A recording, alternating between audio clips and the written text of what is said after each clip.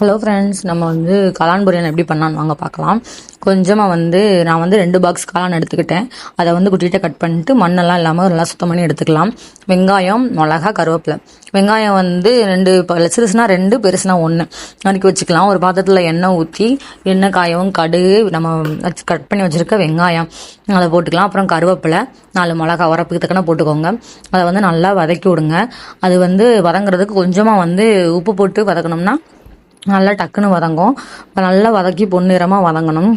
உங்களுக்கு நல்லா வெங்காயம்லாம் வெந்து வந்துடணும். அந்த பொன்னிறமாக பார்த்தீங்களா, இந்த மாதிரி வந்துருச்சுன்னா அதுக்கப்புறம் நம்ம க்ளீன் பண்ணி வச்சுருக்க காளானை நம்ம போடணும். கொஞ்சம் கொஞ்சமாக அள்ளி போட்டு நம்ம நல்லா வதக்கணும்.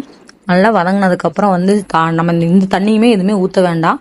காளான்லேயே தண்ணி ஈரப்பதம் இருக்கும் இல்லையா, தண்ணி அதுவே தானாக வெந்த ஆரம்பிச்சிடும். நல்லா ஃபுல்லாக மட்டும் கலரி மட்டும் விட்டாலே போதும். கலரி விட்டு ஒரு மூடி போட்டு மூடிடுங்க. தானாக காளான் இருக்க தண்ணி உங்களுக்கே தெரியும், நல்லா வெந்து வந்துடும். அப்பப்போ ஓப்பன் பண்ணி கிளறி விடுங்க. காளான் எப்பயுமே டக்குன்னு வெந்துடும்.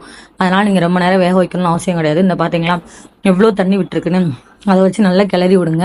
உங்களோட காரம் ஓகேனா ஓகே பாருங்கள். நான் கொஞ்சமாக கரம் மசாலா போட்டுக்கிட்டேன். அதை நல்லா வதக்கி விட்டு தண்ணிலாம் சுண்டவும் இறக்கிடலாம். சூப்பராக இருக்கும் காளான் பொரியல். நீங்களும் செஞ்சு சாப்பிட்டு பாருங்கள் ஃப்ரெண்ட்ஸ். இந்த வீடியோ பிடிச்சா லைக் பண்ணுங்கள், சப்ஸ்கிரைப் பண்ணுங்கள்.